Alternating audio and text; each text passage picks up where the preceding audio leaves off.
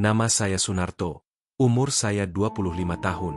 Lahir dan besar di sebuah dusun kecil di lereng Gunung Sumbing, Kabupaten Magelang. Bapak sudah tiada sejak aku SMP. Tinggal aku, ibu, dan adik perempuanku, Sari. Kami hidup dari hasil ladang yang tak seberapa. Kadang bantu-bantu angkat panen tetangga, dan sekali-sekali kerja borongan bangunan. Hidup di desa itu sunyi, damai, tapi serba kekurangan. Kadang kami hanya makan nasi dan garam. Ibu tak pernah mengeluh, tapi aku tahu tubuhnya makin kurus, matanya makin sayu. Kalau batuknya kambuh, dadanya sampai gemetar. Aku merasa gagal jadi anak. Sampai suatu hari, aku bertemu Mas Damar, tetangga kampung yang baru pulang dari luar negeri. Badannya kekar, pakai motor mentereng, dan katanya baru pulang dari kerja proyek di luar. Katanya, dia bisa bantu aku berangkat juga ke Kamboja. Kerjanya gampang, tinggal jaga gudang dan bantu input data di perusahaan online. Gaji 13 juta per bulan, katanya. Makan, tempat tinggal ditanggung. Aku sempat ragu, tapi Damar tunjukkan foto-foto saat dia di sana. Pakai jas, duduk di kantor ber-AC, selfie dengan bule. Waktu aku bilang ingin kirim uang buat obati ibu dan biayai Sari kuliah, dia langsung berkata, "Kalau niatmu mulia, Tuhan pasti bantu. Tuh, jangan takut. Aku jamin selamat." 3 minggu kemudian, aku berangkat.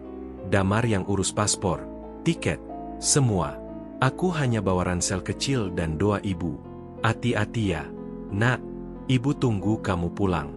Jangan lama-lama," kata ibu waktu peluk aku di terminal.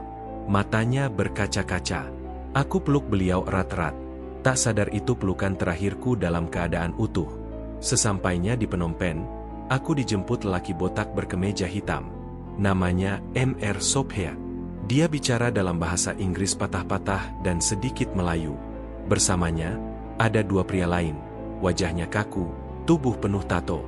Kami naik mobil van hitam, tanpa jendela, melewati jalanan kota yang padat, lalu masuk ke daerah sepi, bangunan-bangunan tua berdinding seng. Kami dibawa ke sebuah kompleks yang dijaga ketat.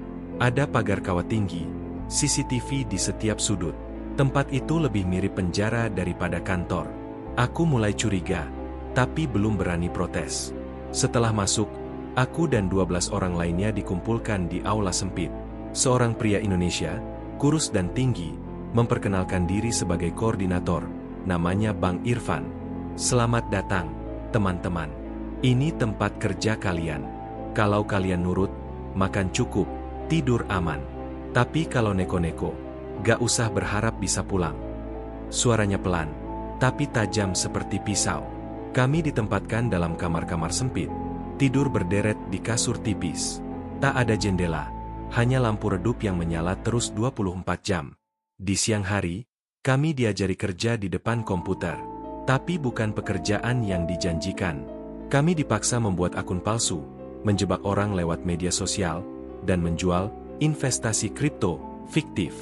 Yang tak bisa kerja, dipukuli. Yang berani kabur, dihilangkan. Setelah 2 minggu, aku jatuh sakit, pusing, muntah-muntah, demam tinggi. Kata mereka, aku harus dibawa ke klinik. Tapi bukan rumah sakit yang kutuju, melainkan ruang bawah tanah dari sebuah bangunan tua. Lantainya lembab, bau klorin menyengat. Di sanalah aku bertemu Dr. Somnang, pria paruh baya berkacamata tebal, diam dan dingin. Ia tak pernah menyapaku, hanya melihat hasil cek darah, lalu membisikkan sesuatu kepada asistennya dalam bahasa Kamboja. Lalu aku dibius. Aku tak tahu berapa lama aku tak sadarkan diri. Tapi saat terbangun, perutku terasa perih luar biasa. Aku melihat perban besar melilit perutku. Di sudut ruangan, ada alat infus yang menetes lambat. Aku berusaha bangun, tapi tubuhku lemas, seperti separuh jiwaku hilang. Aku tak tahu saat itu, ginjalku sudah tak ada. Beberapa hari kemudian, salah satu pekerja lama di kompleks, seorang TKI asal Surabaya bernama Kang Ipul, menyelipkan pesan kepadaku. "Tuh, kabur. Kalau enggak, organmu habis satu-satu. Aku tahu mereka udah catat namamu buat operasi selanjutnya." Aku takut, tapi aku tahu, kalau tetap di sana, aku akan mati perlahan. Suatu malam, Saat penjaga tertidur karena mabuk, aku kabur lewat jendela kecil di dapur belakang.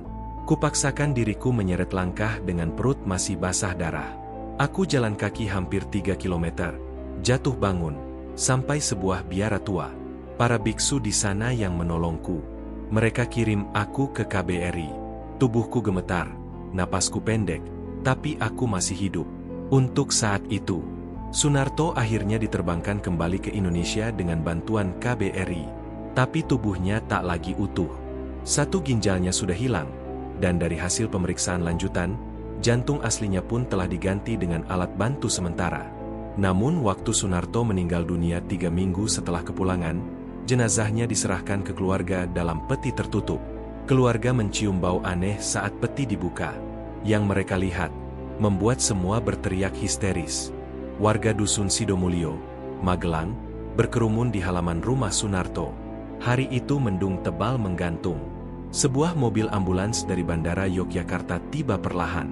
Di dalamnya, peti jenazah tertutup rapat, dikawal 2 petugas Kementerian Luar Negeri dan 1 staf dari KBRI Kamboja. Sari, adik Sunarto, menjerit histeris saat melihat nama kakaknya tertulis di papan peti. Mas Narto pulang kok begini? Kenapa gak bangun lagi? Ibu mereka, Bu Munah, hanya bisa duduk lemas di kursi plastik reyot. Wajahnya pucat. Mulutnya komat kamit membaca doa. Sejak kabar Sunarto sakit dikabarkan lewat telepon oleh KBRI 2 minggu lalu, perempuan tua itu nyaris tak tidur. Setiap malam ia menangis diam-diam di dapur, memeluk sarung bekas milik Sunarto, yang masih wangi sabun cuci. Seorang petugas menyerahkan surat. Di bagian akhir tertulis, pihak KBRI tidak bertanggung jawab atas kondisi jenazah karena korban sebelumnya telah mendapat tindakan medis darurat dari otoritas setempat.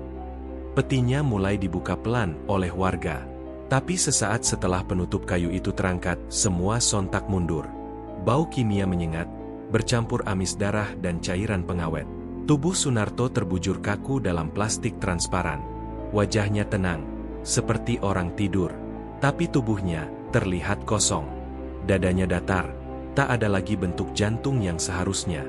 Di perutnya, hanya jahitan kecil yang belum tertutup sempurna. Jahitan itu kasar, asal-asalan, dan masih basah. Ini bukan operasi rumah sakit, bisik Pak Hadi, tetangga yang juga mantan mantri desa. Ini seperti habis diambil sesuatu dari dalamnya. Warga bergumam. Ada yang heran karena peti terasa ringan, tidak seperti biasanya. Beberapa lelaki mencoba mengangkat kembali, dan mendapati beratnya tidak lebih dari 30 kg. Padahal Sunarto badannya besar. Kok bisa seringan ini? Tanya salah satu warga. Keesokan harinya, tokoh masyarakat dan kepala dusun menghubungi kepolisian setempat dan meminta otopsi jenazah ulang. Tapi pihak rumah sakit rujukan di Magelang hanya bisa mengangkat tangan. Kami tidak punya wewenang membongkar jenazah yang datang dari luar negeri tanpa izin resmi dari pemerintah pusat, kata seorang dokter sambil menunduk. Bu Munah hanya bisa menangis, memegang tubuh anaknya yang terasa hampa. Waktu dia lahir, aku yang memeluk duluan waktu dia pulang, bahkan tubuhnya pun bukan miliknya lagi. 2 hari setelah pemakaman, Pak Kepala Dusun mengabari keluarga bahwa ada kiriman dari KBRI. Sebuah amplop coklat besar tiba. Di dalamnya, hanya ada selembar surat tulisan tangan, yang kabarnya ditulis langsung oleh Sunarto sebelum ia meninggal di KBRI Phnom Penh. Tulisan itu goyah, tak rata, tapi terbaca jelas. Ibu, maafkan Narto. Aku gak bisa pulang dalam keadaan seperti dulu. Organ tubuhku udah gak lengkap. Bu, ginjalku diambil, lalu jantungku diganti mesin. Katanya biar aku bisa tetap hidup sementara. Tapi aku tahu waktuku gak lama. Jangan percaya orang yang bilang kerja di luar negeri itu gampang. Kalau bisa, tolong sampaikan ke orang-orang desa. Jangan ada yang berangkat kayak aku. Jangan ada yang berakhir kayak aku. Maaf, Bu. Aku cuma mau ibu sembuh. Aku cuma mau Sari bisa kuliah. Tapi ternyata aku cuma bawa pulang luka. Surat itu dibacakan Pak RT di tengah warga yang berkumpul. Hening menyelimuti ruangan. Hanya suara isak tangis Bu Munah yang terdengar. Beberapa hari kemudian, seorang pemuda bernama Bagus, warga Blora yang juga mantan TKI di Kamboja, datang menemui keluarga Sunarto. Dia membawa rekaman suara dan video pendek. Di dalam video itu, terlihat Sunarto duduk di ranjang kecil, wajahnya pucat, selang masih menempel di lengan. Ia bicara pelan. "Teman-teman, kalau kalian dapat tawaran dari Mas Damar, tolong jangan percaya. Dia bukan orang baik. Dia yang jual kita ke sindikat organ di Phnom Penh. Menurut Bagus, banyak pekerja seperti mereka yang tidak langsung dijual organnya. Mereka dipantau, dites darah, dan saat kondisi dinilai cocok, mereka akan disekap diam-diam, dibius, dan dibedah hidup-hidup di bawah klinik ilegal yang tersebar di pinggiran kota. Kadang yang bangun masih hidup, tapi udah nggak punya ginjal, atau hati sebelah, atau paru-paru. Mereka kasih alat bantu hidup buat bikin seolah korban masih bisa sembuh. Padahal cuma nunggu mati," ujar Bagus gemetar. Menurut hasil investigasi awal yang dibocorkan oleh relawan Ngo Internasional, Sunarto dipilih karena kondisi tubuhnya sehat, darahnya bersih, dan dia tidak punya siapa-siapa di luar negeri. Nama dan datanya sudah dijual sejak sebelum ia menginjakan kaki di Kamboja. Bahkan paspor dan dokumen lainnya sempat diganti nama palsu untuk mengaburkan identitasnya saat dijual. "Mereka tahu siapa targetnya," kata relawan itu, "yang lugu, miskin, dan tak punya akses komunikasi. Mereka jual tubuh manusia seperti jual suku cadang mesin."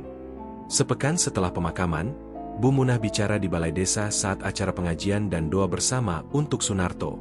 Ia berdiri pelan, tubuhnya gemetar. "Yang mereka ambil dari anak saya bukan cuma ginjal, bukan cuma jantung, tapi masa depannya, harapannya, bahkan hak dia untuk hidup. Saya tidak akan diam. Saya akan bicara ke siapa saja. Biar anak saya jadi yang terakhir." Warga mendengarkan dengan mata merah. Sejak hari itu, Dusun Sidomulyo memutuskan melarang siapapun berangkat ke luar negeri tanpa izin dan pelatihan resmi. Tapi bagi Sunarto, semua itu datang terlambat. Sunarto kini telah tiada, tapi namanya menyala sebagai peringatan. Keluarganya bersumpah untuk mencari keadilan. Dan di luar sana, sindikat yang sama masih mengincar korban berikutnya.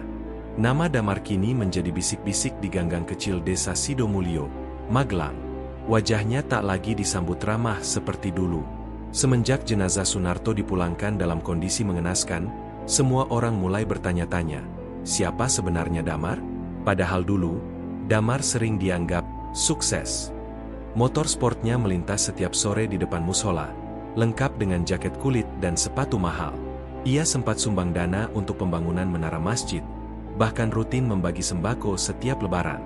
Namun bagi keluarga Sunarto, semua yang Damar tampilkan kini tak lebih dari topeng. 3 hari setelah pemakaman Sunarto, Damar datang ke rumah keluarga korban. Ia tak membawa apapun selain sepucuk surat dan wajah yang entah menunjukkan rasa bersalah atau takut. Ia duduk di hadapan Bu Munah dan Sari, dengan mata menunduk. "Saya ikut berduka, Bu. Narto itu teman baik saya. Saya gak tahu bakal berakhir begini." Tapi belum sempat kalimat itu selesai, Sari membentaknya. "Mas Damar, jangan munafik. Kakakku bisa sampai ke neraka itu karena kamu." Damar hanya terdiam. Di saku jaketnya, surat resmi dari agensi penyalur kerja luar negeri tak berizin bernama PT Mitra Lintas Global, yang ia akui sebagai tempatnya membantu perekrutan. Tapi setelah dicocokkan dengan database resmi Dinas Tenaga Kerja, perusahaan itu tidak terdaftar sama sekali. Ketika pihak berwenang datang malam itu untuk membawa Damar guna dimintai keterangan, ia melarikan diri. Sepeda motornya ditemukan 2 hari kemudian, terparkir di Terminal Giwangan, Yogyakarta. Sejak itu, Damar hilang bak ditelan bumi. Melalui kesaksian Bagus, ex-TKI yang sempat bertemu Sunarto di Kamboja, terungkap bahwa Damar bukan satu-satunya perekrut. Ada 4 nama lain yang disebut sering membawa korban dari desa-desa kecil. 1 Tono asal Wonosobo, dikenal sebagai sponsor. 2 Yuli perempuan dari Temanggung, kerap mengaku sebagai penyalur kerja legal. 3 Ujang mantan ABK, kini dikenal sebagai calo visa. 4 Koko warga Solo, punya koneksi dengan agensi ilegal di Batam dan Medan. Mereka bekerja seperti jaring laba-laba. Damar adalah simpul kecil dari struktur yang jauh lebih besar. Mereka menargetkan anak muda pengangguran, keluarga miskin, dan terutama mereka yang punya niat baik untuk membantu orang tua, seperti Sunarto. Banyak yang bertanya, bagaimana mungkin orang bisa dikirim ke luar negeri untuk diperdagangkan organ tubuhnya tanpa ada yang tahu? Jawabannya mengejutkan. Mereka berangkat dengan dokumen legal, tapi menggunakan identitas ganda atau palsu. Prosesnya seperti ini. 1. Calon korban dijanjikan pekerjaan. 2. Mereka diminta mengumpulkan dokumen seperti KTP, KK, dan pas foto. 3. Dokumen itu kemudian dipalsukan atau digandakan oleh jaringan mafia untuk membuat visa kerja palsu. 4. Di bandara, para perekrut menyamar sebagai agen resmi dan membantu meloloskan mereka lewat jalur cepat. 5. Setelah sampai di negara tujuan, paspor korban disita, komunikasi diputus, dan mereka dijual ke sindikat. Menurut Pak Yudo, aktivis migran yang juga mantan penyidik di Kemenlu, ini bukan penculikan dalam arti konvensional. Ini eksploitasi dengan topeng legalitas. Dan Damar adalah bagian kecil dari mesin jahat itu. Sunarto sebenarnya sudah curiga sejak hari pertama di Kamboja. Ia menulis catatan kecil dalam aplikasi memo HP-nya, yang belakangan ditemukan oleh staf KBRI. Hari pertama, tidak seperti yang dijanjikan. Ruangan penuh orang Indonesia, tapi semua diam. Ada yang sempat minta tolong saat ke kamar mandi. Tangannya luka. Saya dengar kata ginjal dari dokter di ruang bawah. Catatan terakhir tertanggal seminggu sebelum ia melarikan diri. Saya rasa tubuh saya bukan milik saya lagi. Catatan-catatan ini kini menjadi bukti kunci dalam penyelidikan resmi yang dibuka oleh Komnas HAM dan Interpol. Dari informasi terakhir yang diperoleh dari penyelidikan KBRI dan Interpol, Damar kemungkinan melarikan diri ke Thailand atau Vietnam. Ia memiliki jaringan di perbatasan MI Sot dan juga dikenal kerap mengganti identitas. Damar diduga kuat sudah menjual setidaknya 9 orang lainnya dari wilayah Jawa Tengah dalam 2 tahun terakhir. Tapi karena tidak ada yang pulang hidup-hidup atau mengadu, kasus ini terus mengendap. Kini, setelah kematian Sunarto mencuat ke publik, perburuan terhadap Damar dan jaringan perekrut itu resmi dimulai. Sari, adik Sunarto, kini tak lagi sama. Dahulu ia gadis pemalu yang bercita-cita jadi perawat. Tapi setelah kehilangan kakaknya secara tragis, ia bersumpah akan memperjuangkan keadilan. Ia mulai menulis di media sosial, menyuarakan kasus kakaknya. Postingan pertamanya berjudul, "Kakakku pergi untuk membantu ibu, tapi yang pulang hanya tubuh kosong." Postingan itu viral. Dalam 3 hari, dibagikan lebih dari 90.000 kali. Banyak korban lain mulai berani bersuara. Damar bukan hanya merenggut nyawa kakakku, tulis Sari, tapi merenggut masa depan puluhan anak muda seperti dia. Ia kini aktif bekerja sama dengan organisasi migran, mendampingi keluarga korban lain, dan terus menyuarakan agar pemerintah serius membongkar jaringan ini sampai ke akar-akarnya. Setelah tekanan publik memuncak, Kemenlu dan Bareskrim resmi membentuk Satgas Khusus Anti Perdagangan Organ.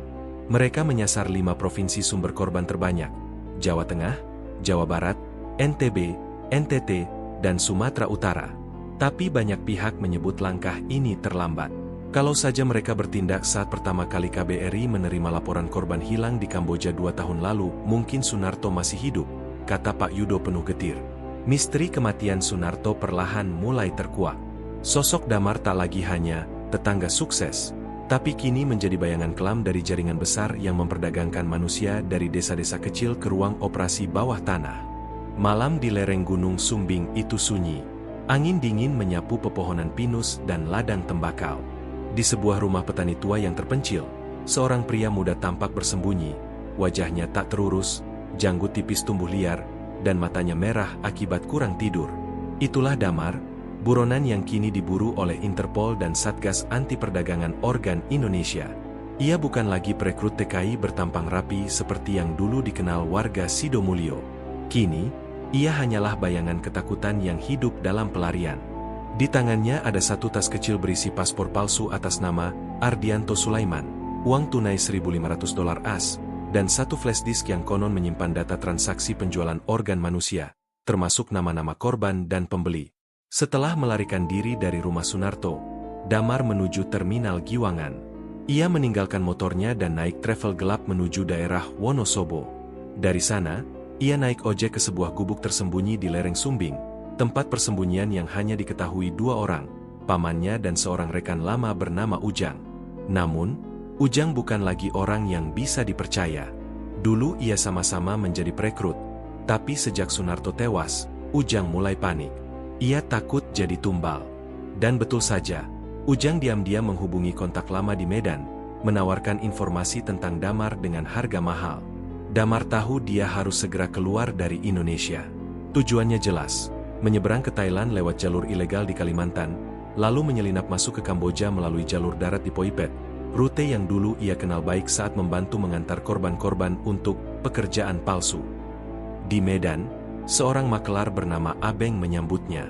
Abeng memalsukan paspor dan menyogok oknum petugas imigrasi dengan Rp5.000.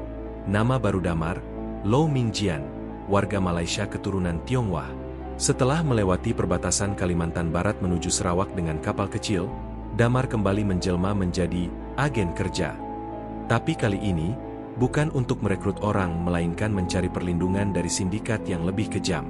Tiba di Phnom Penh, Damar menghubungi seseorang bernama Dr. Kin, nama yang terdengar asing namun disebut-sebut sebagai tokoh kunci dalam sindikat perdagangan organ terbesar di Kamboja. Tapi yang tidak Damar tahu, Dr. Kin juga memburu dirinya.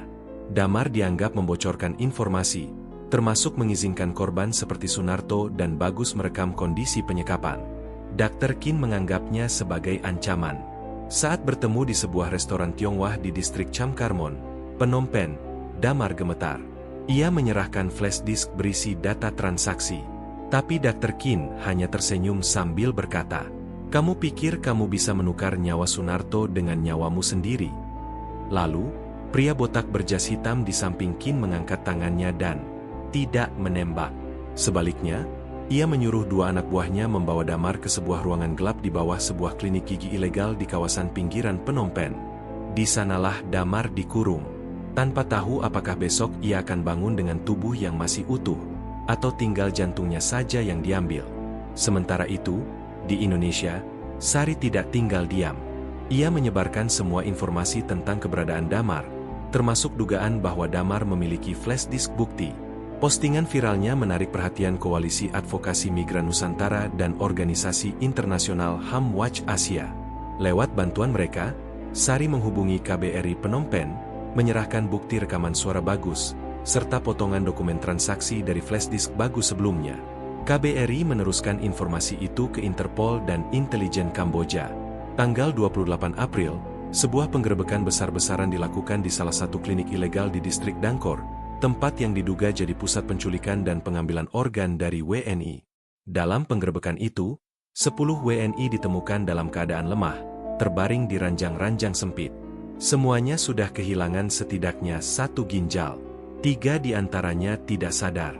2 lainnya mengigau, terus menyebut, "Mas Damar. Mas Damar janji saya bisa pulang." Damar tidak ditemukan. Namun, bekas borgol dan bercak darah di salah satu ruangan bawah tanah menjadi petunjuk kuat bahwa seseorang telah dibawa pergi hanya beberapa jam sebelum penggerebekan. CCTV di sekitar area sudah dihapus. Dr. Kin lolos. Diduga ia menyuap aparat setempat dan melarikan diri ke Sihanoukville. Tim Interpol akhirnya mendapatkan flash disk cadangan milik Damar yang tertinggal di tempat pelarian sebelumnya. Di dalamnya terdapat daftar 37 nama WNI yang dijual organ tubuhnya, data medis, golongan darah, dan hasil tes HIV. Bukti transfer dari akun tak dikenal di Singapura dan Taiwan. Yang paling mengejutkan, satu folder berjudul Project SNT-02. SNT diakini merujuk pada Sunarto. Proyek ini menjelaskan secara rinci bahwa jantung Sunarto diambil untuk eksperimen transplantasi jantung buatan yang dilakukan sindikat dengan kolaborasi oknum medis internasional. Sunarto bukan hanya korban. Ia adalah kelinci percobaan. Kepedihan Sari berubah menjadi nyala api perjuangan. Ia kini aktif mengumpulkan kesaksian, membentuk forum keluarga korban TKI hilang, dan mendorong pengesahan UU Perlindungan Migran Korban Eksploitasi Organ.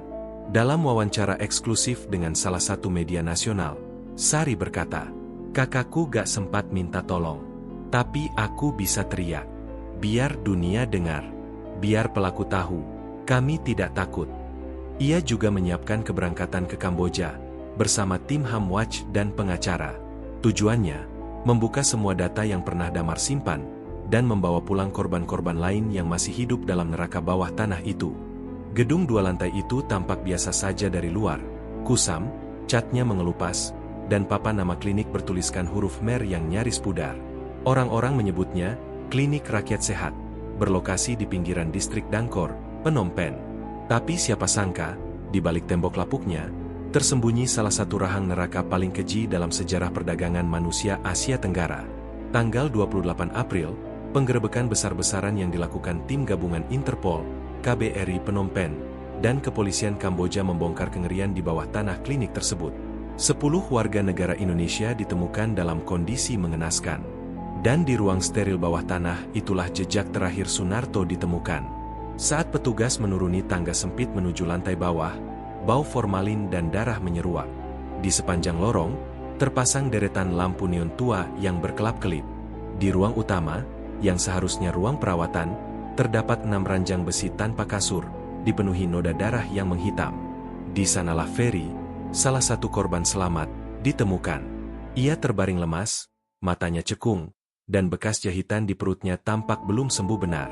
Suaranya serak saat pertama kali bicara. Saya bangun, tiba-tiba ginjal kiri saya sudah hilang. Ferry adalah pemuda asal Palembang, 24 tahun. Ia direkrut oleh orang yang mengaku sebagai agen pengiriman pelaut. Tapi begitu tiba di Phnom Penh, paspornya disita dan ia dibawa ke klinik itu. Setiap hari, ia disuntik cairan tak dikenal hingga tubuhnya melemah total. Hingga suatu malam, ia dibius. Saat bangun, satu ginjalnya telah diambil. Petugas medis dari KBRI yang ikut dalam penggerebekan mengaku ngeri. Ruang operasi di klinik tersebut tak memiliki standar apapun, tanpa ventilasi, tanpa peralatan steril. Bahkan alat-alat bedah yang ditemukan hanya ditaruh di ember plastik dengan air biasa. Ini bukan klinik. Ini tempat sembelih manusia. Dr. Ningsih, dokter KBRI. Yang lebih mengerikan, ada satu ruangan khusus yang diduga menjadi tempat pengambilan jantung. Dindingnya dilapisi insulasi suara, dan di pojok ruangan terdapat lemari pendingin besar. Di dalam lemari itu, ada 5 kantung organ manusia. 2 di antaranya telah rusak. 1 kantung ditandai dengan label SNT02 Heart. Inisial itu menguatkan dugaan bahwa jantung Sunarto diambil di sana. Nama ini kembali mencuat, Dr. Kin. Bukan dokter sungguhan, ia hanyalah teknisi medis lulusan Thailand yang menjadi eksekutor organ manusia untuk sindikat lintas negara. Ia dikenal sangat tenang dan presisi. Bahkan, menurut informasi intelijen Kamboja, Kin telah mengoperasi lebih dari 200 korban sejak 2020. Ciri-cirinya jelas. Botak licin, tato naga di leher, berkacamata kecil bulat. Tangan selalu memakai sarung medis bahkan di luar operasi. Kin bekerja untuk sindikat bernama Hati Biru, yang memiliki jaringan dari Taiwan, Vietnam, hingga Timur Tengah. Ia biasa menjual organ dengan sistem lelang, ginjal seharga 50-70 juta rupiah, jantung bisa mencapai 2 miliar rupiah, tergantung golongan darah dan kondisi tubuh korban. Dari kesaksian Bagus dan Ferry, mereka mengira akan bekerja sebagai admin kantor atau teknisi pabrik. Semua korban dijanjikan gaji 600.000 USD, fasilitas tempat tinggal, kontrak resmi 2 tahun. Namun begitu sampai di Kamboja, mereka dibawa ke bangunan-bangunan kosong, lalu dipindahkan malam hari dengan mobil tanpa plat. Paspor disita, HP dihancurkan, dan komunikasi diputus total. Selama berhari-hari, mereka disuntik zat penenang, diberi makanan cair, lalu tubuh mereka dipantau. Saat tubuh dirasa layak, barulah mereka dikirim ke klinik seperti ini. Kami bukan manusia di mata mereka. Kami adalah komoditas. Bagus, korban selamat. Sunarto bukan hanya dijual. Berdasarkan isi flash disk milik Damar, ia ternyata dijadikan objek eksperimen pembuatan jantung buatan, proyek rahasia antara sindikat dan oknum ilmuwan asal Taiwan. Tujuannya, mengembangkan jantung sintetis dengan basis jaringan hidup manusia, dijual ke pasar gelap medis internasional. Dalam catatan eksperimen, SNT02, dijelaskan. Subjek, pria Indonesia, usia 25 tahun, tubuh bugar, tidak merokok. Prosedur, ekstraksi jantung tanpa membunuh langsung, subjek dibius berat. Tujuan, mencocokkan jaringan tubuh subjek dengan membran polimer sintetik. Namun percobaan itu gagal total. Sunarto meninggal karena kehabisan darah dan komplikasi paru-paru. Tubuhnya dibuang, dan dibalut kain kafan seadanya lalu dimasukkan ke kotak peti kemas. Inilah mengapa ia ditemukan tanpa bekas jahitan. Kementerian Luar Negeri Indonesia langsung mengeluarkan nota protes resmi kepada pemerintah Kamboja. Begitu pula dengan organisasi internasional seperti Human Rights Watch, IOM, dan WHO yang mengecam praktek perdagangan organ ini. Dubes RI untuk Kamboja, Bapak Surya Mahendra, mengatakan dalam konferensi pers, "Kami tidak akan diam. Sunarto bukan satu-satunya. Ini adalah pembunuhan sistematis terhadap rakyat Indonesia oleh sindikat lintas negara." Pihak Kamboja menjanjikan kerjasama, namun banyak pihak skeptis. Terutama karena terbukti beberapa oknum polisi dan pejabat setempat menerima suap dari sindikat untuk menutup mata. Beberapa hari setelah penggerebekan, Sari menerima satu file video dari penyelidik Interpol. Video itu direkam secara diam-diam oleh Sunarto, kemungkinan dari kamera kancing kecil yang sempat diselundupkan oleh korban lain. Di video itu, Sunarto berkata pelan, "Kalau video ini ditemukan, mungkin saya sudah gak ada. Tapi tolong bilang ke ibu, saya gak sempat beli rumah. Tapi saya sayang ibu. Sari, saya berangkat buat kalian. Bukan buat mati seperti ini." Sari menangis di ruang tamu rumahnya yang sederhana. Semua keluarganya hening. Bahkan tetangga yang datang turut menangis. Video itu kemudian viral. Keadilan untuk Sunarto menjadi trending topik di Indonesia. Sihanouk Village, kota pelabuhan yang dulunya dikenal sebagai destinasi wisata tepi pantai di Kamboja kini menjelma menjadi sarang perjudian, prostitusi, dan pasar gelap organ tubuh. Di balik deretan kasino mewah dan apartemen milik mafia Tiongkok, terselubung jaringan hitam yang menjual manusia secara diam-diam, per bagian. Dan di sanalah, jejak terakhir jantung Sunarto menghilang.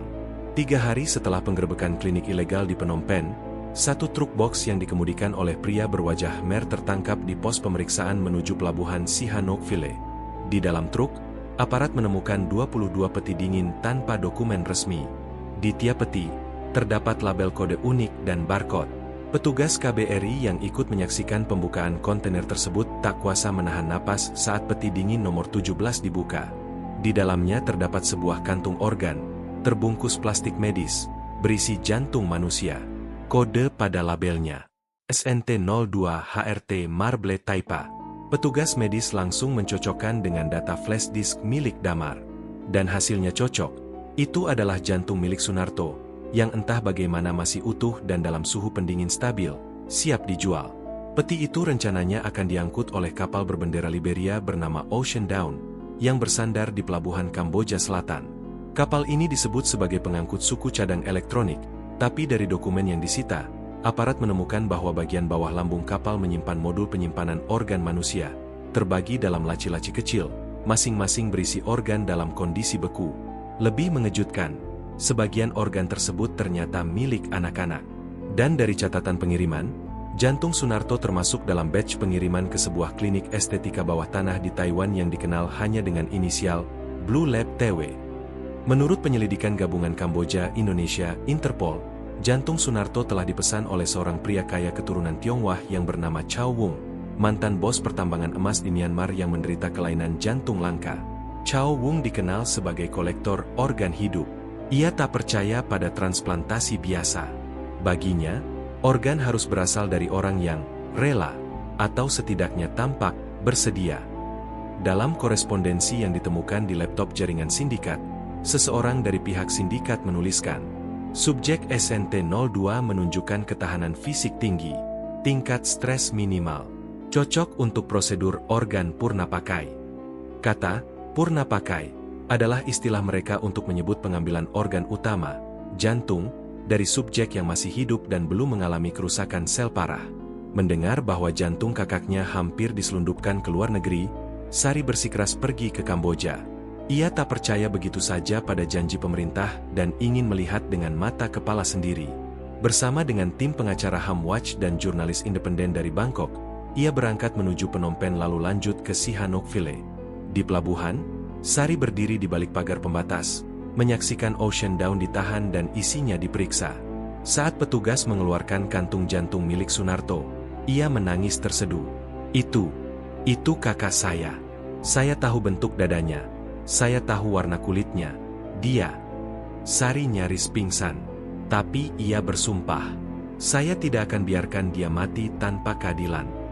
Berbekal data kapal Ocean Dawn, Interpol mengembangkan penyelidikan. Ternyata, kapal ini sudah 12 kali bolak-balik Kamboja Taiwan dalam 2 tahun terakhir. Tiap kali, kapal membawa suku cadang dari Taiwan dan kembali membawa kontainer kosong. Tapi kontainer kosong itu ternyata berisi organ tubuh manusia yang telah dibekukan.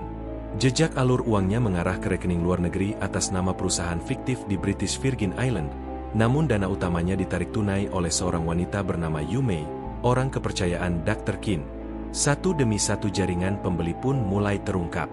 Bukan hanya orang sakit, tapi juga bos kasino Tiongkok yang ingin transplantasi wajah, pejabat Asia Selatan dengan kelainan paru-paru, aktor televisi dari Korea Selatan yang membutuhkan transplantasi hati tanpa antre. Semua menggunakan layanan sindikat ini, membayar antara 200.000 hingga 1,5 juta dolar Amerika per organ. Meski jantung Sunarto berhasil disita, pihak Kamboja menolak langsung menyerahkannya ke Indonesia. Mereka berdalih bahwa barang bukti tersebut harus masuk ke proses hukum setempat. Sari kembali marah. Kakak saya itu manusia, bukan barang bukti. Sari pun menggelar aksi damai di depan konsulat Kamboja di Phnom Penh. Ia membawa papan bertuliskan, "Return his heart, return his dignity." Aksinya viral. Puluhan mahasiswa, aktivis, dan korban TKI lainnya ikut berdemo.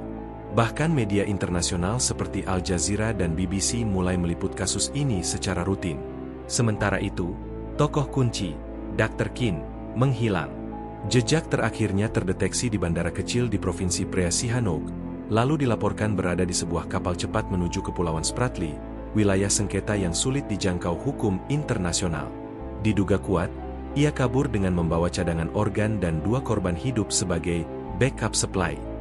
Interpol mengeluarkan Red Notice, tapi dengan perlindungan dari sindikat mafia medis, kemungkinan penangkapannya masih sangat kecil. Kini nama Sunarto mulai menjadi simbol perlawanan. Di Magelang, komunitas buruh migran membentuk gerakan Hati Sunarto, sebuah jaringan edukasi untuk para calon TKI agar memahami bahaya perekrutan ilegal. Poster wajah Sunarto, dengan tatapan tenang dan kalimat singkat, "Berangkat untuk hidup, pulang tak utuh," terpampang di pos-pos migran dari Jawa Tengah hingga NTT. Perjuangan Sari membuahkan perhatian dunia. Melalui bantuan organisasi HAM internasional, ia diundang untuk memberikan pidato khusus di sidang PBB Jenewa tentang eksploitasi organ global. Dalam pidatonya, Sari berkata, "Kakak saya bukan statistik. Dia bukan angka. Dia pemuda Magelang yang hanya ingin mengangkat derajat keluarga. Tapi tubuhnya dipotong, jantungnya dijual, dan namanya nyaris hilang. Hari ini saya berdiri, agar tak ada lagi Sunarto-Sunarto lain yang dikubur tanpa keadilan." Seluruh hadirin berdiri. Beberapa diplomat meneteskan air mata. Dan dunia mulai benar-benar membuka mata. Pagi itu, Dusun Kaliboto di lereng Gunung Sumbing masih diselimuti kabut tipis. Suara ayam berkokok menyatu dengan lantunan doa dari musola kecil. Namun, rumah kayu milik keluarga Sunarto masih sepi. Tak ada suara tawa, tak ada aroma kopi yang biasanya mengepul dari dapur. Yang ada hanya foto Sunarto dalam bingkai kaca, dengan seikat bunga layu di bawahnya. Di tengah keheningan itu, Sari duduk di depan laptop, membuka folder khusus yang ia beri nama, "Mereka yang Ambil Kakakku." Di dalamnya, tersimpan hasil investigasi, nama-nama perekrut, pemalsu dokumen, supir pengantar, dokter ilegal, hingga pembeli organ. Semua dirangkai seperti puzzle, membentuk jaringan besar yang mengerikan, sindikat perdagangan organ lintas negara. Investigasi Sari dimulai dari satu nama, Pak Basri, pria berkacamata dengan senyum ramah, yang dulu mendatangi rumah mereka menawarkan pekerjaan untuk Sunarto. Pak Basri ternyata bukan agen resmi. Ia adalah maklar lepas yang bekerja berdasarkan komisi. Target utamanya, pemuda desa, miskin, minim pendidikan, dan butuh uang cepat. Ia biasa berkeliling desa dengan dalih pendataan TKI. Di dokumen penyelidikan, tercatat bahwa Pak Basri telah mengirim 47 orang ke Kamboja dalam 2 tahun. Menerima komisi 5 juta rupiah per orang. Menggunakan 2 perusahaan fiktif, PT Pelita Samudra Sejahtera dan PT Mitra Guna Eksporindo. Perusahaan-perusahaan ini terdaftar secara sah di Indonesia, namun dijalankan oleh boneka hukum alias direktur palsu yang dibayar untuk meminjam namanya. Sunarto dan puluhan korban lainnya tidak diberangkatkan dengan visa kerja, tapi dengan visa turis berdurasi 30 hari. Mereka diminta memakai pakaian rapi dan membawa koper layaknya wisatawan. Di bandara, mereka dikawal oleh handler, orang yang bertugas memastikan tak ada yang curiga. Mereka diarahkan ke jalur cepat, sudah disiapkan penginapan di Phnom Penh, dan tak lama kemudian, paspor mereka disita. Begitu paspor diambil, kamu bukan manusia lagi, kamu jadi barang. Ujar Bagus, korban selamat. Dari situ, mereka dikirim ke kamp pelatihan, yang sejatinya adalah sel isolasi. Di sana mereka dicek kesehatannya, dites golongan darah, tekanan jantung, dan sistem imun. Bagi yang dianggap sehat dan punya jaringan tubuh unggul, mereka masuk daftar kandidat organ. Setelah perekrutan dan seleksi, para korban dikirim ke klinik ilegal seperti tempat Sunarto dioperasi. Tapi klinik itu bukan titik akhir. Organ yang diambil dijual ke jaringan pembeli melalui 3 jalur. 1 jalur darat menuju Vietnam, lalu diteruskan ke Cina Selatan. 2 jalur laut dari Sihanoukville menuju Taiwan, Filipina, atau Malaysia. 3 jalur udara via paspor palsu diplomatik, disamarkan sebagai pengiriman alat medis. Pihak yang terlibat antara lain oknum imigrasi di Kamboja dan Vietnam, polisi pelabuhan yang disuap, tim medis ilegal dari India dan Cina, broker internasional yang bertugas mencarikan pembeli. Menurut catatan Interpol, sindikat ini berhasil mengantongi keuntungan lebih dari 120 juta dolar Amerika dalam 3 tahun terakhir, semuanya dari jual beli tubuh manusia. Meski Dr. Kin adalah eksekutor lapangan, ia juga punya peran strategis, memilih siapa yang hidup dan siapa yang mati. Ia tak peduli nama, asal daerah, atau keluarga korban. Yang ia lihat hanya kompatibilitas jaringan, usia ideal, 18-30 tahun, riwayat kesehatan.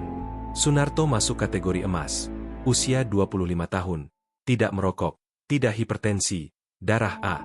Dalam sebuah dokumen catatan operasi yang disita, tertulis, subjek SNT-02 berpotensi untuk operasi dual organ, ginjal dan jantung. Tidak perlu anestesi lengkap. Pasca ekstraksi, eliminasi dalam 3 jam. Eliminasi, yang dimaksud adalah pembuangan tubuh korban. Sari tak hanya menemukan jaringan luar negeri, ia juga menemukan bahwa ada pejabat di Indonesia yang ikut bermain. Beberapa nama tercantum dalam daftar transfer bank dari perusahaan fiktif, termasuk oknum kepala desa, pegawai dinas tenaga kerja, agen travel penyalur visa. Semuanya menerima bagian dari rantai kejahatan ini. Tak hanya menutup mata, mereka justru membuka jalan. Kami serahkan anak-anak kami, mereka kembalikan dalam peti. Tangis seorang ibu korban dari Cirebon dalam sebuah wawancara. Berawal dari rekaman terakhir Sunarto, gerakan menuntut keadilan semakin besar. Tagar Justice for Sunarto dan Stop Jual Tubuh Kami digunakan oleh ribuan orang. Tokoh publik ikut menyuarakan, dari musisi, pendeta, ustaz, hingga aktivis perempuan. Stasiun TV menayangkan dokumenter tentang korban. Media luar negeri membuat liputan investigasi. Dan pemerintah Indonesia pun tak bisa lagi diam. Presiden mengeluarkan pernyataan resmi. Kami tidak akan mentolerir praktik keji ini. Semua pihak yang terlibat, di dalam maupun luar negeri, akan dikejar dan diadili. DPR akhirnya mempercepat pembahasan RUU anti perdagangan organ, yang sebelumnya tertunda selama 4 tahun.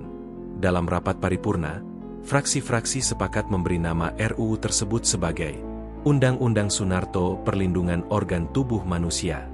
UU ini akan melarang total transaksi organ tubuh manusia tanpa persetujuan tertulis dan hukum, meningkatkan hukuman bagi maklar dan perekrut ilegal, membentuk Satgas Nasional Pengawasan TKI, Di salah satu dinding Rumah Sakit Umum Magelang, kini berdiri mural besar. Wajah Sunarto digambar menyatu dengan bentuk hati, jantung. Di bawahnya tertulis, "Aku berangkat buat kalian, bukan buat mati seperti ini." Kalimat terakhir dari Sunarto itu kini menjadi api perjuangan, bukan hanya bagi Sari, tapi bagi seluruh keluarga korban dan mereka yang hampir jadi korban berikutnya. Dari lereng Sumbing hingga pelabuhan Sihanoukville, cerita Sunarto menyusun potongan-potongan horor yang selama ini tersembunyi. Tapi dari kehancuran tubuhnya, lahir kekuatan yang mengubah hukum, membuka aib sindikat, dan menyadarkan bangsa bahwa tubuh manusia bukan komoditas. Sunarto memang pulang, tapi tidak utuh.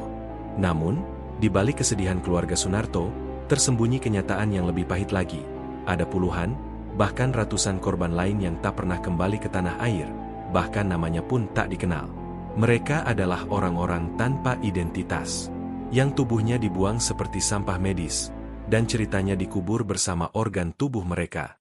3 minggu setelah penggerebekan klinik ilegal tempat Sunarto dioperasi, tim investigasi gabungan yang terdiri dari aparat Kamboja, Interpol, dan sukarelawan dari LSM Hamwatch melakukan penyisiran lanjutan di area hutan kecil sekitar gedung. Di sana, mereka menemukan lubang-lubang tidak wajar, yang awalnya dikira septic tank. Saat digali, terungkap kenyataan mengerikan.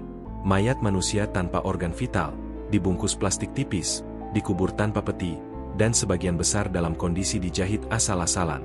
Beberapa mayat masih mengenakan pakaian asal, baju olahraga dengan tulisan Timnas Indonesia, kaos bertuliskan "Semangat Kerja", dan celana dari Pasar Tanah Abang. Satu persatu mayat itu diangkat, difoto, lalu didata. Di bagian belakang tubuh mereka, ditemukan bekas suntikan dan goresan tajam, tanda bahwa mereka telah dijadikan sumber organ.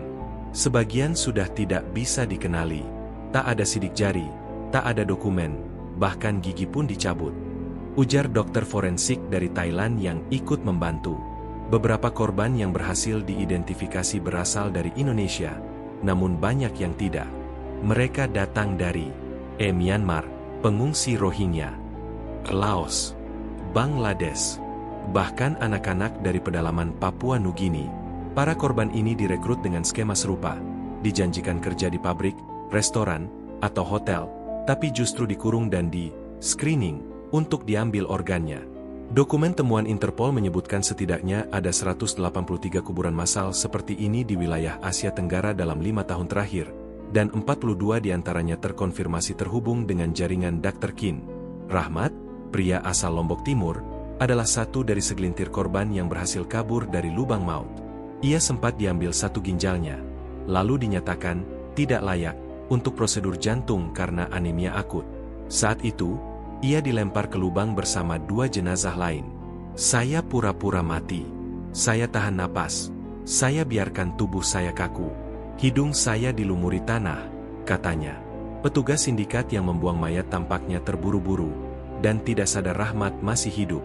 Tengah malam, saat hujan mengguyur, Rahmat merangkak keluar dari lubang, berjalan sejauh 3 km sambil menahan luka pendarahan, hingga akhirnya pingsan di depan pos militer Vietnam yang berjaga.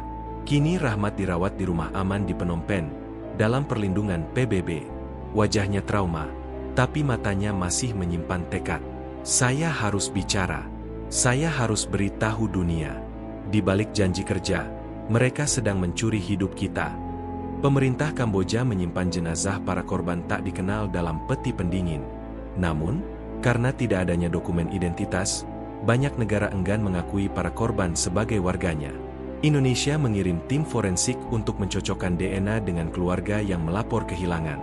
Tapi prosesnya lambat, dan tak semua keluarga bersedia memberikan sampel DNA. Orang desa takut. Mereka pikir kalau kasih sampel, nanti ikut dicari sindikat. Ujar staf BP2MI di Nusa Tenggara Timur. Akibatnya, puluhan jenazah tetap tertahan di rumah sakit, ditandai hanya dengan nomor seri, unknown 019, unknown 020. Beberapa akhirnya dikuburkan secara massal di perbukitan Phnom Penh, hanya dengan papan kayu bertuliskan, "Nameless Migrant Victims. Rest in peace." Sari datang ke lokasi pemakaman massal itu. Ia berjalan di antara barisan papan kayu sederhana, sambil membawa bunga melati. Ia berhenti di depan salah satu papan bertuliskan, Unknown 024. Mungkin ini teman kakakku. Mungkin dia satu mobil. Mungkin dia yang terakhir melihat kakakku sadar. Air matanya jatuh, dan ia menunduk. Di tangannya, ada selembar foto yang diperbesar dari tangkapan CCTV. Sunarto duduk di kursi logam, tangan diborgol, menatap lurus ke depan. Maaf, kami tak bisa menyelamatkan kalian. Tapi kami akan membuat dunia tahu. Sebagai bentuk penghormatan, Sari bekerja sama dengan Ngo Internasional membuat proyek Memori Tanpa Nama, arsip digital wajah-wajah korban. Setiap foto jenazah yang berhasil dikenali akan diberi narasi singkat, tinggi badan, pakaian terakhir, letak luka operasi, hingga perkiraan usia. Foto-foto itu dipublikasikan di situs khusus, lengkap dengan nomor referensi. Tujuannya, agar keluarga dari seluruh dunia bisa mengenali mereka. Hasilnya mengejutkan. Dalam 2 bulan, 27 korban berhasil dikenali. Salah satunya adalah Asep, 19 tahun, dari Garut, yang hilang sejak 2022. Ibunya mengenali kalung kecil di leher jasad anaknya. Itu kalung buatan saya. Itu dia. Itu anak saya. Tangisan ibu Asep terekam dalam dokumenter BBC. Dan dunia pun kembali diguncang kenyataan pahit, bahwa banyak dari mereka yang hilang bukan lari, tapi dipotong dan dibuang. Menanggapi kasus-kasus ini, berbagai negara mulai merespons. Filipina mengirim satgas khusus ke Kamboja. India dan Pakistan menelusuri warganya yang menghilang lewat sindikat serupa. Uni Eropa menyatakan akan menjatuhkan sanksi kepada perusahaan atau negara yang memfasilitasi perdagangan organ ilegal. PBB pun membentuk Komisi Khusus Perdagangan Organ Manusia Asia Tenggara, dengan mandat untuk mengungkap seluruh jaringan lintas negara. Nama Sunarto dan proyek Memori Tanpa Nama dijadikan simbol dalam laporan resmi komisi tersebut. Ketika jasad Sunarto dimakamkan di Magelang, satu hal yang tetap kosong dari tubuhnya, jantung. Tapi yang lebih penting, keluarganya tahu apa yang terjadi. Mereka tahu bahwa Sunarto tidak hanya korban, tapi juga martir. Dan lewat dokumentasi serta perjuangan Sari, nama-nama yang dulu tak dikenal mulai mendapatkan tempat. Para korban yang dikubur tanpa tanda akhirnya mendapat cerita. Dan dunia pun tahu, di balik visa turis dan iklan kerja, ada jurang kematian yang mengintai. Kini kita tahu bahwa kematian Sunarto hanyalah puncak gunung es. Di bawahnya, ada ratusan korban yang terkubur dalam senyap. Tapi perjuangan untuk mengingat mereka terus hidup. Dan dari nama-nama yang sempat hilang, lahirlah tekad untuk menyelamatkan yang masih hidup. Jika kamu siap, saya akan lanjutkan ke narasi 10, penutup yang emosional dan kuat, menampilkan pemakaman Sunarto yang dihadiri ribuan orang, pengesahan undang-undang nasional, dan janji generasi baru untuk melindungi tenaga kerja migran Indonesia. Siap lanjut? USAID. Lanjut 8000 RB karakter. Chat GPT Site. Berikut adalah narasi 10 dari 10 dalam serial Sunarto Pulang Tanpa Jantung. Tragisnya TKI Magelang di Kamboja, dikembangkan menjadi sekitar 8000 karakter. Sunarto telah kembali ke kampung halamannya. Bukan dalam kondisi utuh, bukan pula dengan senyum kemenangan karena telah berhasil mengangkat derajat keluarga, sebagaimana impian yang ia bawa saat pertama berangkat ke Kamboja. Ia pulang dalam peti kayu bercat putih, dibalut bendera merah putih, dengan tubuh penuh bekas luka bedah ilegal, dan tanpa jantung. Namun, justru dari kepergian itulah, gelombang besar kesadaran, kemarahan, dan perubahan dimulai. Hari itu, dusun kecil di lereng Gunung Sumbing, Magelang, berubah menjadi lautan manusia. Ribuan warga dari berbagai daerah datang. Wartawan dari televisi nasional dan internasional memenuhi area sempit di depan rumah keluarga Sunarto. Beberapa bahkan datang dari luar negeri, Jepang, Norwegia, dan Australia. Pemakaman Sunarto bukan hanya prosesi biasa. Ia menjadi simbol korban eksploitasi tenaga kerja migran, mewakili ratusan TKI yang tak pernah pulang. Di sekeliling makamnya, dipasang 52 foto TKI lain yang hingga kini masih hilang atau ditemukan dalam keadaan tak utuh di luar negeri. Sari berdiri tegak di sisi liang lahat. Di tangannya, ada surat terakhir Sunarto, yang baru ditemukan dalam kantong celananya oleh tim forensik. Kalau aku tidak pulang, tolong katakan pada ibu, aku hanya ingin kita bisa makan enak, sekali saja dalam hidup. Sunarto, tangis pecah. Tapi bukan hanya tangisan kehilangan. Ini adalah ratapan kemarahan, tangisan untuk ketidakadilan, dan sekaligus seruan perlawanan. Tak butuh waktu lama. 3 minggu setelah pemakaman, DPR RI dan pemerintah bergerak cepat. Setelah melalui tekanan publik dan kampanye dari ratusan LSM, disahkanlah Undang-Undang Perlindungan WNI di Luar Negeri Nomor 19 Tahun 2025, yang populer disebut UU Sunarto. Isi undang-undang ini mencakup larangan total pengiriman TKI ke negara-negara rawan eksploitasi, sanksi pidana bagi agensi nakal yang memalsukan dokumen perekrutan, perlindungan hukum dan asuransi bagi seluruh pekerja migran Indonesia, kewajiban negara menelusuri dan mengidentifikasi korban hilang di luar negeri, pendirian pusat bantuan hukum dan kesehatan bagi TKI korban penyiksaan dan perdagangan manusia. Dalam sidang paripurna DPR, nama Sunarto disebut 14 kali. Dia bukan anggota dewan, bukan tokoh politik, tapi namanya akan selalu tertulis dalam lembar sejarah bangsa ini, ujar Ketua DPR saat mengetuk palu pengesahan. Setahun kemudian, pemerintah bersama Ngoham mendirikan Museum Keadilan Sunarto di Yogyakarta, tempat dokumentasi visual dan audio tentang korban-korban perdagangan organ, kisah penyintas, serta upaya hukum internasional melawan sindikat seperti milik Dr. Kin. Di sana dipamerkan foto wajah terakhir Sunarto di ruang interogasi, kalung yang dipakai Asep dari Garut, rekaman suara Rahmat saat menceritakan ia bangkit dari kubur, peta operasi Ocean Mercy dan jalur pengiriman organ, dan video pidato Sari di PBB yang mengguncang dunia. Museum itu bukan hanya tempat mengenang, tapi juga pusat edukasi bagi generasi muda. Ratusan sekolah dari seluruh Indonesia mengirimkan siswa mereka ke sana setiap tahun untuk belajar tentang bahaya perdagangan manusia dan pentingnya perlindungan TKI.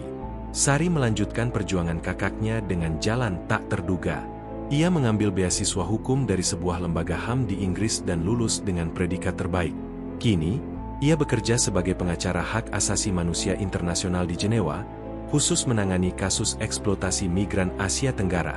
Saya tidak akan berhenti sampai semua pelaku diadili, karena kakakku tidak mati untuk dilupakan. Namanya kini dikenal di forum-forum hukum global, dan ia kerap diundang memberikan kuliah umum. Dalam setiap presentasinya, ia selalu membuka dengan satu foto, wajah Sunarto yang sedang duduk di depan komputer, tangan di borgol, mata penuh harap. Suatu malam di Magelang, 5 tahun setelah tragedi, sekelompok pemuda berdiri di depan makam Sunarto. Mereka adalah anak-anak muda dari desa sekitar, yang dulunya ingin pergi ke luar negeri juga. Mereka membawa lilin dan kertas berisi nama-nama teman mereka yang hilang. Kami tidak akan pergi tanpa tahu kemana, kata salah satu dari mereka. Kami tidak akan tergiur brosur palsu. Kami tidak akan diam ketika teman kami dijual. Mereka mengikatkan pita merah di pagar makam, dan bersumpah, kami janji. Nama Sunarto tak akan kami biarkan hanya jadi kisah sedih. Ia akan jadi batas. Batas antara ketidaktahuan dan kesadaran. Sunarto memang pulang tanpa jantung. Tapi dari kehilangan itu, Indonesia menemukan nurani. Ia bukan sekadar pemuda desa dari Magelang yang mencari nafkah di negeri orang. Ia adalah simbol dari sebuah sistem yang gagal melindungi rakyat kecil, dan sekaligus pemantik untuk sebuah revolusi kesadaran. Kini, dari namanya lahir undang-undang, museum, gerakan, dan tekad kolektif untuk tidak pernah lagi membiarkan warga negara Indonesia dijual seperti komoditas. Dan selama nama Sunarto masih disebut dalam setiap ruang kuliah hukum, setiap pos penempatan TKI, setiap papan informasi di pelabuhan, maka ia tidak benar-benar mati. Ia telah mengorbankan tubuhnya, agar yang lain bisa hidup utuh. Sunarto telah kembali ke kampung halamannya. Bukan dalam kondisi utuh, bukan pula dengan senyum kemenangan karena telah berhasil mengangkat derajat keluarga, sebagaimana impian yang ia bawa saat pertama berangkat ke Kamboja. Ia pulang dalam peti kayu bercat putih, dibalut bendera merah putih, dengan tubuh penuh bekas luka bedah ilegal, dan tanpa jantung. Namun, justru dari kepergian itulah, gelombang besar kesadaran, kemarahan, dan perubahan dimulai. Hari itu, dusun kecil di lereng Gunung Sumbing, Magelang, berubah menjadi lautan manusia. Ribuan warga dari berbagai daerah datang. Wartawan dari televisi nasional dan internasional memenuhi area sempit di depan rumah keluarga Sunarto. Beberapa bahkan datang dari luar negeri, Jepang, Norwegia, dan Australia. Pemakaman Sunarto bukan hanya prosesi biasa. Ia menjadi simbol korban eksploitasi tenaga kerja migran, mewakili ratusan TKI yang tak pernah pulang. Di sekeliling makamnya, dipasang 52 foto TKI lain yang hingga kini masih hilang atau ditemukan dalam keadaan tak utuh di luar negeri. Sari berdiri tegak di sisi liang lahat. Di tangannya, ada surat terakhir Sunarto, yang baru ditemukan dalam kantong celananya oleh tim forensik. Kalau aku tidak pulang, tolong katakan pada ibu, aku hanya ingin kita bisa makan enak, sekali saja dalam hidup. Sunarto. Tangis pecah. Tapi bukan hanya tangisan kehilangan. Ini adalah ratapan kemarahan, tangisan untuk ketidakadilan, dan sekaligus seruan perlawanan. Tak butuh waktu lama. 3 minggu setelah pemakaman, DPR RI dan pemerintah bergerak cepat.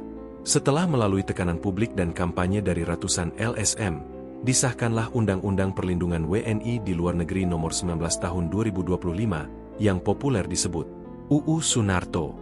Isi undang-undang ini mencakup larangan total pengiriman TKI ke negara-negara rawan eksploitasi, sanksi pidana bagi agensi nakal yang memalsukan dokumen perekrutan, perlindungan hukum dan asuransi bagi seluruh pekerja migran Indonesia, kewajiban negara menelusuri dan mengidentifikasi korban hilang di luar negeri, pendirian pusat bantuan hukum dan kesehatan bagi TKI korban penyiksaan dan perdagangan manusia.